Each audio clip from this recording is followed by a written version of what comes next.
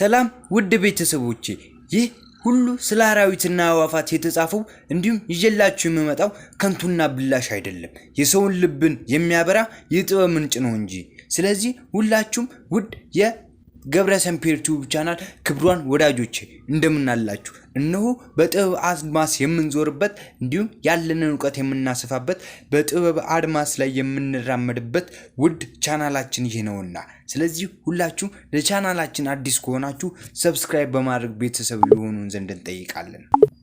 አባቶቻችን በሚገርም ምርምርና በሚገርም ድንቅ ጥበብ እንዲህ ይሉናል። እባብ አራት የሆኑ ጥበቦች አሉት ይሉናል። እንዲሁም እኛ ስለምንነቃት እጅግ አስገራሚና የምትደንቀው ሶስት ጥበባት ስላሉት ስለ ጉንዳንም ነግረውናል። ስለ ጃርትም ጽፈውልናል። ሌላው ደግሞ ስለ ተንኮለኛው እንዲሁም አታላይ ስለሆነው እንስሳ ስለ ቀበሮ፣ ሌላኛው ደግሞ ከአራዊት ሁሉ ደስተኛና እጅግ ተወዳጅ ስለሆነው አውል።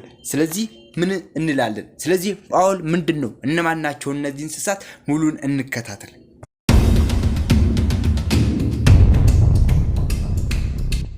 ያው እንግዲህ መጀመሪያ እንደተናገርኩት እባብ አራት የሚያህሉ ጥበቦች አሉት። እባብም የራሱ የሆነው አራት ጥበቦች አሉት። የመጀመሪያው ጥበብ ምንድነው?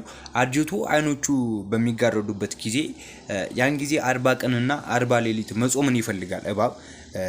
ምክንያቱም ቆዳ ወደ ኋላ ወድቆ ታድሶ ጎልማሳነቱ እስኪያገኝ ድረስ እባብ ልክ በሚያረጅበት ጊዜ ሲያረጅ አይኑ ይደክማል። እናም አይኑ በሚደክምበት ጊዜ 40 ቀንና 40 ሌሊትን ይጾማል። የሚጾምበት ደግሞ ምክንያት ስላለው ነው። ሲጾም ጊዜ ቆዳ ወደ ኋላ ይፋቅና ይወድቅለታል። ስለዚህ ጎልማሳነቱን ያድሳል ማለት ነው እስኪያገኝ ድረስ። እንዲሁም ደግሞ በጠባብ ያለ ስንጣቂ ውስጥ ራሱን ከቶ ማስጨነቅን ይጀምራል። ራሱን ከቶ የሚያስጨንቅበት ምክንያት ቆዳው እንዲወድቅለት ነው ማለት ነው። ሁለተኛው ጥበቡ ደግሞ እባብ ከምንጭ ውሃ መጠጣት በወደደ ጊዜ መርዙን እዚያው አስቀምጦ ጉድጓድ ውስጥ አስቀምጦ ነው የሚሄደው እንጂ መርዙን ይዞት አይሄድም። የማይሄድበት ምክንያት ደግሞ ምንድነው? እባብ መርዙን ይዞት የሚሄድ ከሆነ በዛው አብሮ ተጠጥቶት ሊሞት ይችላል። ለዛ ጥበቡን ምን ይጠቀማል? እባብ ከምንጭ ውሃ በሚጠጣበት ጊዜ መርዙን ያስቀምጥና በጉድጓድ ውስጥ አስቀምጦ ሄዶ ይጠጣል ማለት ነው። ሌላኛው ደግሞ ሶስተኛው ጥበቡ እባብ ልብስ ያለበሰ ሰው ሲያይ ወዲያው ከልብሱ የተራቆተ ሰው ባየ ጊዜ ለመውጣት ያሰበ ነገር ግን የኋሊት ይመለሳል። አሁን ስለ እባብ ማወቅ ያለብን ነገር እባብ አንድ ራቆቱን ያለ ሰው የሚመለከት ከሆነ ያን ሰውዬ ለመንደፍ ወይም ደግሞ ለመንከስ እያሰበ ነገር ግን ወደ ኋላ ይመለሳል። ወደ ኋላ የኋሊት እየሸሸ ነው የሚሄደው እባብ ማለት ነው። ሌላኛው አራተኛው ጥበቡ ይህ ነው። እባብ ሰው ሊገድለው በወደደ ጊዜ ነገር ግን ስለ እባብ ማወቅ ካለብን ነገሮች መካከልም አንደኛው እና ዋነኛው ቢኖርም ይሄ ነው። አራተኛው ጥበቡ ለየት የሚልና እጅግ የሚገርም ነው። አራተኛው ጥበቡ ምንድነው? ሰው ሊገድለው ወይም ሰዎች እኛ ልንገድለው በምንፈልግበት ጊዜ ወደሱ በመጣ ጊዜ ስጋውን ሁሉ ይሰጠዋል። እባብ እንግዲህ ብልጠቱን ተመለከቱት። ሰው እንደሚገለው ወይም ደግሞ ሊያድነው ወይም ደግሞ እሱን ሊያጠፋው በሚመጣበት ጊዜ ቀጥታ ስጋውን እንዳለ አውጥቶ ይሰጠዋል። ራሱን ግን ይደብቃል። እንዳይመታም ራሷን ይጠብቃታል። አሁን እባብ ሁሉን ሰውነቱን ሰጥቶ ራሱን ግን እንዳይመታ ይጠብቃል። ምክንያቱም ራሱ ከተመታ እባብ ስለሚሞት ስለሚያልቅለት ማለት ነው። ሌላኛው ደግሞ ስለ ጉንዳን እንመልከት። እጅግ ደስ ስለሚሉ ሶስት ጥበባት ስላላቸው ጉንዳን ስንመለከት አንደኛው ጥበቡ የፍሬ ቅንጣት ማለት ነው። ጉንዳኖች በአፋቸው እየያዙ ወደ መንገድ ወደ ከፍታ ተራራ ይሄዳሉ። እንዲሁም በእንጨቶች ላይ ይመላለሳሉ። በሄደ ጊዜ በተራው በረፍ አንድ እየሆኑ ነው የሚሄዱት። በነገራችን ላይ ጉንዳኖችን ሕፃን እያለን ወይም ብዙ ጊዜ መንገድ ላይ ተመልክተን ይሆናል። መንገድ ላይ ዛፎች ላይ እንዲሁም ተራሮች ላይ ወይም እንዲህ ቆልለው አፈራማ ነገር ላይ ሲሄዱ አይተን እናውቃለን። ስለዚህ እነዚህን ስንመለከታቸውም ደግሞ ምንድነው ረድፋቸውን ይዘው ነው ተራ በተራ ነው የሚሄደው።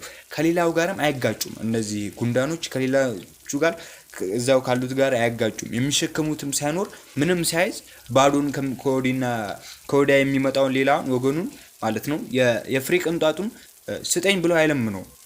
በጉልበቱ መቀማትን አይፈልግም። ከሌለው የለውም ነው። ካለው ነገር ግን ይዞ ረድፉን ጠብቆ ይሄዳል። የሚሸከመውንም ደግሞ በኋላ አይቀማውም፣ አይነጣጥቁም። ውስጥ በውስጥ በቃረመና በቆረጠ በለቀመ መጠን ባከማቸው እስኪሰበስብ ድረስ በምክንያት አንዱን ከአንዱ ጋር መጣላትን አይፈልጉም። እዛው እርስ በርሳቸው መጣላትን አይፈልጉም። የማይጣሉበት ደግሞ ምክንያት አላቸው። የሚሰሩበትን ጊዜ ይሻማቸዋል። በአጋጣሚዎች ሁሉ የሚጠቅማቸውን ነገር እንጂ የማይጠቅማቸውን ነገር ማድረግ አይፈልጉም እነዚህ ጉንዳኖች ማለት ነው። ስለዚህ እኛም ከነሱ የምንማርበት ሁኔታ አጋጣሚዎች አሉ እና ለኛ ራሱ የሚሆነን ሰው ሆይ አሁን እኛ ራሱ ሰው ሆይ አንተም እንደ ሰነፍ አትስነፍ፣ እንደ ጤዋን ፍቅር ይኑር፣ ለአምላክ ተገዛ፣ መገዛትን ውደድ። የዚህ የገብረ ጉንዳን ሁለተኛው ጥበቡ ደግሞ ይህ ነው። ሁለተኛው ጥበቡ ደግሞ ስንመለከት እነሆ ከክረምት አስቀድሞ ስንዴን ይሰበስባል። ከክረምት አስቀድሞ ስንዴን ይሰበስብና አንዱን የስንዴን ቅንጣት ለሁለት ይከፍለዋል። የሁለት የሚከፍልበትም ደግሞ ጥበብ ስላለው ነው። እንዴት አወቀ ስንል ፈጽሞ እንዳይበቅልበት እና ስራዎቹ ለነገ ማስቀመጥ አይፈልግም።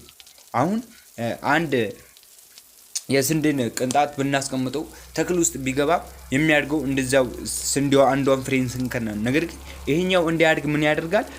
የስንዴ ቅንጣቷን ሁለት ቦታ ይፈለጋል ፈጽሞ እንዳይበቅልበት ማለት ነው። ምክንያቱም እሱ የሚያስቀምጠው ለብዙ አመታቶች ስለሆነ ማለት ነው።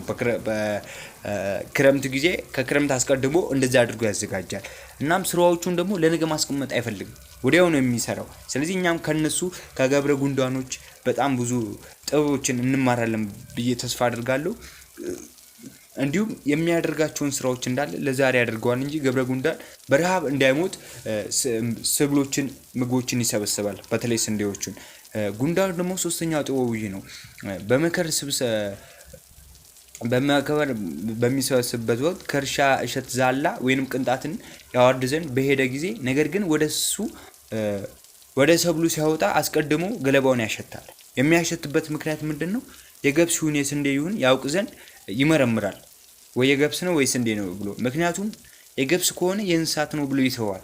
እንግዲህ ገብረ ጉንዳን ሳሉት ያቺን የምታክል እንስሳ ያቺን የምታክል ጉንዳን የገብስ ከሆነ አይመገቡም ማለት የእንስሳት ነው ብለውት ነው የሚተውት። ለሱ የሚስማማውና ገብረ ጉንዳን የሚመቻቸው የሚመገቡትም የስንዴ የሆነ ነው። ስለዚህ የስንዴም ስለሆነ ነው ለሱ የሚያስማማው። ስለዚህ አሁን ይሄ ራሱ ሰው ሆይ አንተም ከዚህ ጉንዳን ተማር፣ የእንስሳት ምግብ አትሰብስብ፣ ለራሴ የዘላለም መድኃኒት ጎተራ ውስጥ ለአንተ ስንዴን ሰብስብ እንጂ ወዳጄ።